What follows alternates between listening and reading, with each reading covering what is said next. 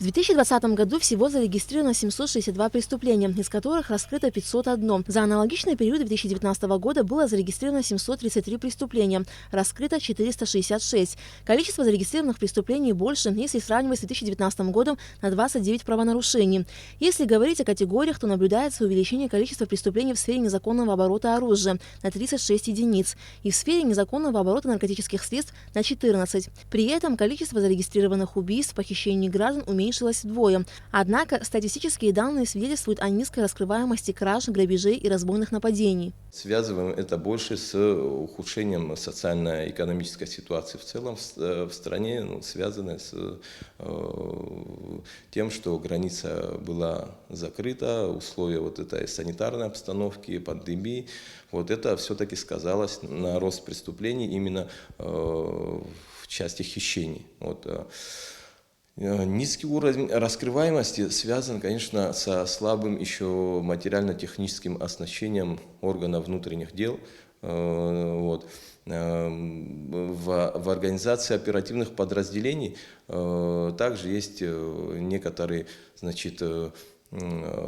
трудности, и они тоже люди, их тоже коснулась эта эпидемия, и надо все-таки мы учитываем, что и там тоже было очень большое число заболевших, поэтому некоторые направления их сферы работы, они в этой связи немного, если можно так высказаться, пострадали тоже. И это тоже сказалось на итоговых цифрах. Эта проблема связана с квалифицированным изъятием следов преступлений на местах происшествия. Почему? Потому что от этого зависит большой успех в дальнейшем развитии по делу, в закреплении тех или иных перспективных доказательств. Поэтому, да, случаются такие, к сожалению, случаи, когда к моменту приезда следственной группы, непосредственно и криминалиста, оперативные службы иногда некоторые допускают себе, нарушения, так сказать, которые потом могут привести к утрате закрепления следов преступления. Но, конечно же, они это делают неумышленно, просто бывает такое, проявляют иногда, как говорится, такие ошибки. Но мы стараемся их устранять, но проблема такая все-таки существует. На протяжении многих лет кардинального улучшения ситуации со скрываемостью преступлений не происходит, из чего следует, что принцип неотвратимости наказания реализуется не в полной мере, считает заместитель генерального прокурора Руслан Тыркова. На сегодняшний день серьезной угрозой для государства и общества остается проблема наркотиков, и число преступлений в этой сфере растет. В этом случае Руслан Тыркова считает, что необходимо повышать уровень координации антинаркотической деятельности правоохранительных органов, оперативным подразделениям укреплять сотрудничество с таможенными и пограничными органами как Абхазии, так и России, откуда идут основные потоки наркотиков. Еще одной из серьезных проблем в республике являются дорожно-транспортные происшествия. К сожалению, и за этот отчетный период 2020 года и предыдущие года эта цифра была очень неудовлетворительной, это мягко говоря, потому что число дорожно-транспортных происшествий, не сказать, чтобы оно увеличилось, но оно не уменьшилось. При тех, как говорится, ориентирах, которые задает непосредственно президент, он очень поставил жесткие правила в этом направлении, сказал это, но все услышали, и мы будем менять эту ситуацию в лучшую сторону. А за минувший год, конечно, число погибших у нас даже превысило на 1 единицу, если так можно сказать, на одного человека. Это в цифрах 57 человек за 2020 год погибло именно со смертельным исходом в дорожно-транспортных происшествиях. Но мы в этой части, могу тоже сказать, не только проблема органов государственной автоинспекции, прокуратура со своей стороны, как надзорный орган, мы не уходим от ответственности. В минувшем году мы провели плановую проверку. Наши зональные прокуроры проанализировали ситуацию. Было, внесено итоговое решение в виде представления, где мы обозначили самые опасные участки и рекомендовали ввести, оснастить эти участки техническими средствами соответствующими, чтобы предотвратить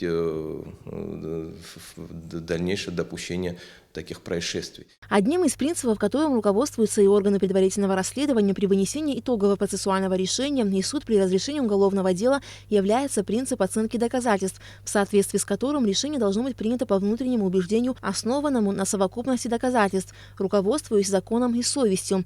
Однако нередки случаи, когда доводы, факты и доказательства Генпрокуратуры в суде рассыпаются, в особенности касательно громких дел. В минувшем году в ходе судебного производства вынесено 3 оправдательных приговора.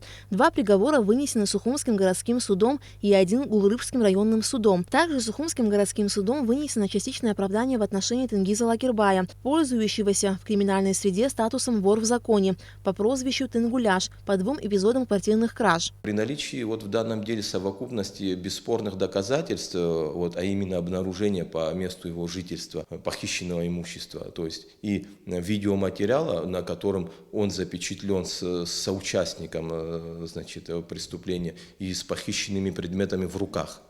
Такой видеоматериал, такой откровенный, был в распоряжении органов следствия и, соответственно, суда. При отсутствии существенных нарушений требований уголовно-процессуального законодательства суд признал протокол изъятия незаконным. Такого откровенного видеоматериала, где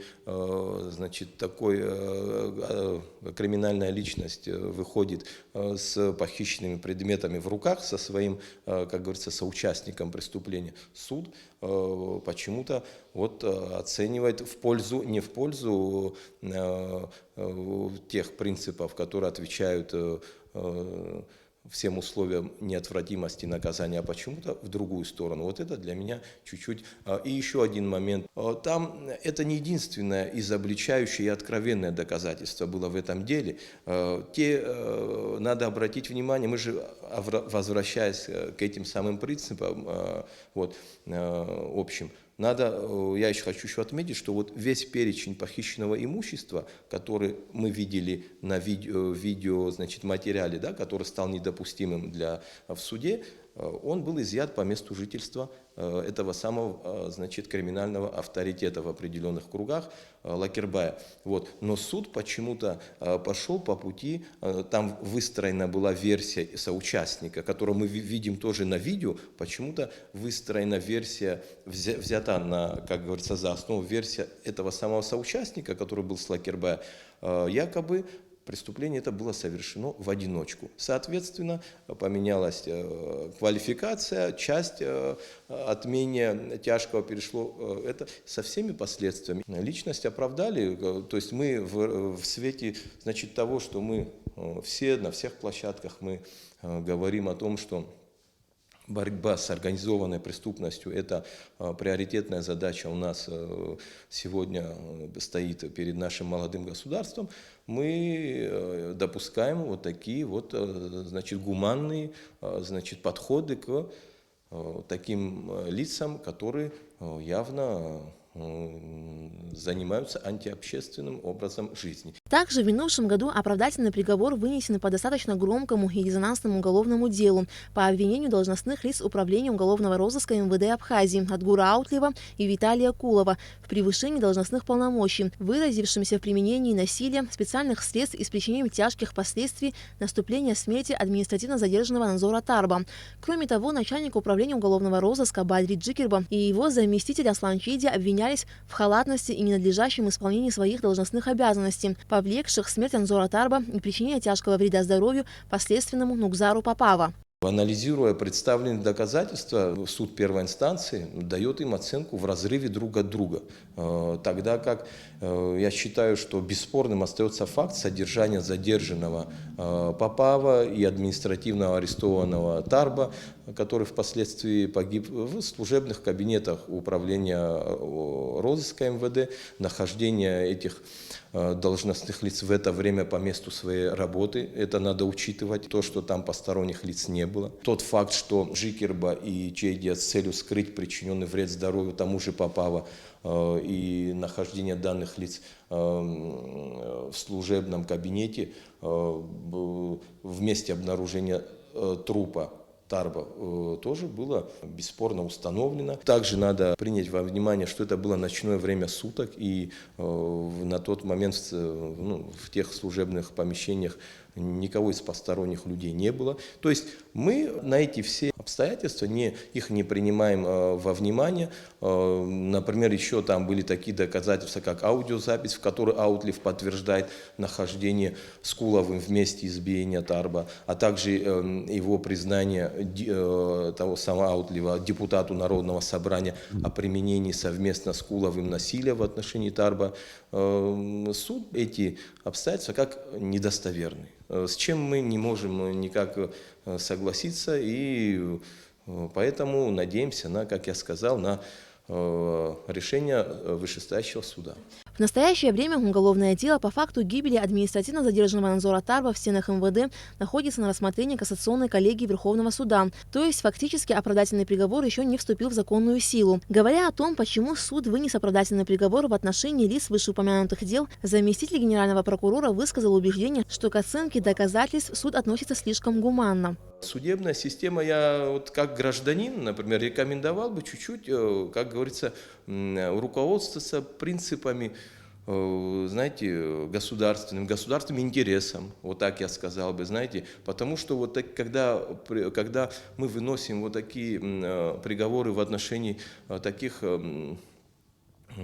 личностей одиозных, или как их назвать, воров в законе, или которые мы их критикуем, причем где-то, когда речь доходит до назначения наказания, мы вдруг мы даем какие-то послабления. Вот здесь, знаете, надо, опять же, не суд у нас такой плохой, или это просто суд чересчур гуманно, на мой взгляд, подходит к оценке доказательств, к некоторым личностям, которые далеко не способствуют укреплению закона в нашей республике.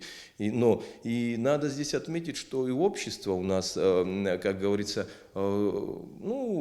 я за себя в первую очередь говорю. Мы способствуем этому. Я член общества, я никого-то обвинений не предъявляю. Мы должны все, когда вот такие, во-первых, со стороны средств массовой информации, но здесь я отдам вам должное, вы все-таки такие процессы, все равно сейчас, может, не все, но как бы СМИ, оно в большинстве случаев присутствует. Своим коллегам я бы тоже рекомендовал бы вот так вот чуть-чуть, как говорится, видеть государственный интерес. А государственный интерес не когда мы отпускаем воров в законе на свободу, при этом говоря везде о том, что мы должны принять закон об организованной преступности и непримиримо, и бороться с этими криминальными проявлениями. Когда мы говорим, что в изоляции нельзя, пытать людей, нельзя применять насилие, нельзя вот такие недозволенные методы применять. И когда у нас, слушайте, общество не понимает, когда человек, я сам лично там был, я имею в виду сейчас, я к случаю Тарба перешел, я видел этот труп, я проводил впоследствии с моим участием, я везде сопровождал процесс его судебно-медицинского, когда работал эксперт, и там все невооруженным глазом было видно, что человек с серьезными телесными повреждениями был до смерти забит. Вот так оно и было. Я предлагаю нам всем в этом смысле отслеживать вот эти особо резонансные дела. В 2020 году в производстве судов в общей юрисдикции Республики Абхазия находилось 507 уголовных дел. 91 дело поступило из остатка 2019 года. 416 уголовных дел поступило непосредственно в 2020 году. Большая часть уголовных дел – кражи, грабежи, разбой, незаконное приобретение и ношение оружия, мошенничество. В прошлом году по рассмотренным уголовным делам количество осужденных к различным видам наказания составило 295 человек. По 4 уголовным делам оправдано 7 человек. Из общего числа находившихся в производстве судов общей юрисдикции уголовных дел в соответствии со статьей 237 Уголовно-процессуального кодекса Республики Абхазия было возвращено 13 уголовных дел, а именно Сухумским городским судом было возвращено 9 уголовных дел, Кулревским районным судом было возвращено 1 уголовное дело, Сухумским районным судом было возвращено 1 уголовное дело и Ачамчерским районным судом было возвращено 2 уголовных дела. В процентном соотношении от общего числа поступивших в производство судов общей юрисдикции уголовных дел в 2020 году было возвращено 2,5% уголовных дел. У прокуратуры в соответствии с законом очень широкий круг полномочий. В 2021 году приоритетным направлением является борьба с коррупцией. Об этом заявил глава ведомства Адгур Агарба на расширенном заседании коллегии Генпрокуратуры. В 2020 году в следственную часть Генпрокуратуры поступило 4 материала по акту контрольной палаты по факту присвоения денежных средств, предоставляемых Министерством сельского хозяйства в виде государственной помощи на развитие сельского хозяйства физическим лицам. По результатам процессуальных проверок принято решение об отказе в возбуждении уголовного дела за отсутствием состава преступления. Проведенная проверка установлена отсутствие целевой программы и требований к предоставляемым субсидиям со стороны Министерства сельского хозяйства, что тоже также лишает нас возможности реализации того самого, то есть возбуждения уголовного дела. А еще в тех договорах, гражданско-правовых именно не установлены сроки, а также субсидия по гражданскому законодательству позволяет лицу, получившему целевые денежные средства, в случае неисполнения взятых на себя обязательств, их возвращение последующее. Поэтому, бывает, знаете, это такая пограничная ситуация. Я имею в виду, что касается этой категории. По одному материалу процессуальной проверки по факту использования средств Государственного внебюджетного фонда инвалидов за 2019 год установлен факт совершения мошенничества. В возбуждении уголовного дела отказано в связи со смертью лица, совершившего преступление. По 2 материалам подобной категории продолжается проведение процессуальной проверки в отношении бывшего руководителя управления городского хозяйства по Гагарскому району. По факту целевого расхода бюджетных средств. И один материал проверки в следственном органе службы госбезопасности, он связан с водоводом по Гудаутскому району. Там тоже работа продолжается, и результат ее в те установленные процессуальные сроки мы, естественно, будем озвучивать. И поэтому часть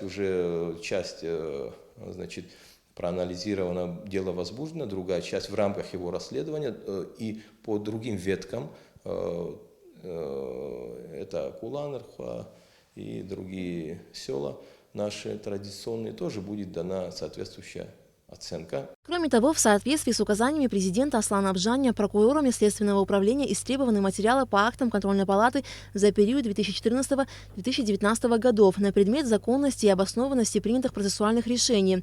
Часть материалов на данном этапе изучена. Установлены нарушения со стороны бюджетных организаций в части финансовой дисциплины, но в действиях руководителей не установлены признаки состава преступления. Однако работа продолжается, и при выявлении неполноты проведенной проверки итоговые решения будут отменены. Органы следствия и Министерство внутренних дел работают в тесном сотрудничестве. В случае необходимости при расследовании громких резонансных дел создаются рабочие группы под руководством Генеральной прокуратуры, куда входят представители всех силовых структур. Прокуратура является надзорным органом. Прокуратура отслеживает соблюдение законодательства при принятии тех или иных решений в системе Министерства внутренних дел. Поэтому на сегодняшний день считаем, что взаимодействие прокуратуры и МВД проходит на должном уровне. Прокуратура осуществляет надзор за деятельностью в проведении оперативно-розыскных мероприятий, оперативно-розыскной деятельности, по надзору при расследовании уголовных дел. Поэтому, если есть какие-то замечания, нарекания со стороны прокурора как надзорного органа при расследовании каких-то уголовных дел, мы получаем соответствующие поручения, которые отрабатываются, в соответствии с которыми вносятся те или иные изменения для того, чтобы было принято законное решение. Дальше могу сказать, что при проведении оперативно-розыскной деятельности также осуществляются меры прокурорского надзора, выписываются соответствующие поручения, которые выполняются, приобщаются к материалам уголовного дела. Мне, например, большой оптимизм придает, когда мы встречаемся регулярно, потому что прокурор, это его, прерогатива координировать ход правоохранительных органов, и мы очень плодотворно друг друга слышим, работаем, и от этого, сейчас не хочу хвалиться, может для некоторых будет это, могу некоторые примеры привести нашей совместной работы, где мы достигли положительных результатов. А если коротко говоря, коммуникация у нас хорошая и с СГБ, и с МВД. И в последнее время, честно говоря, наметилось общение и с судом тоже. Такое, не такое, какое нам хотелось бы, но мы надеемся, что все, у нас будет взаимопонимание. Большой общественный резонанс вызвало возбуждение уголовного дела в отношении должностных лиц республиканской больницы, главного врача Аполлона Гургулия по факту хищения бюджетных средств путем растраты и превышения должностных полномочий, а также в отношении его заместителя Георгия Воба и сотрудника больницы Аслана Цко. 10 февраля органом предварительного расследования в республиканской больнице были проведены обыски в служебных кабинетах главного врача и его заместителя, а также в блоке лаборатории больницы. По словам Руслана Тыркбы, проведение процессуальных мероприятий по задержанию фигурантов данного уголовного дела запланировано не было. На момент приезда следователь, главврач больницы не находился по месту работы Гургуля. В больницу прибыл заместитель главного врача ВОБа по просьбе следователя для проведения обыска в его служебном кабинете, однако он отказался открывать кабинет и попытался уйти с места, хотя его присутствие там было принципиально важным. Это вообще набор следственных действий, необходимых в подобной категории дел. Но мы хотели, конечно, все-таки в идеале сделать это с хозяином кабинета, чтобы человек провел экскурсию по всем, как говорится, местам, где его служебное непосредственное место. Но он вот так критически отнесся к к требованиям следователя. Далее следователя реакция какая? Он был вынужден заявить о том, что тогда ему придется применить меры для его задержания. Вот. И в этот момент произошло, значит, ему стало плохо, так скажем, господину Воба, но мы не препятствовали, не заковали его в наручники, мы допустили туда оперативную врачебную, значит, бригаду, которая его госпитализировала в реанимационное отделение, где по сей день мы над ним не стоим, не пишем протоколы и так далее, наручники не одеваем. Ему, согласно его медицинскому статусу, проводится весь тот комплекс необходимых мер, которые необходим. Именно благодаря слаженной работе органов следствия и сотрудников МВД запланированные следственные мероприятия были произведены, в том числе обыск в служебном кабинете Георгия Воба. На данном этапе предварительного следствия Сухумским городским судом будет дана оценка, насколько законны были произведенные следственные действия. Алика Трапш, Алексей Агухава, Алексей Баструков, Абхазское телевидение.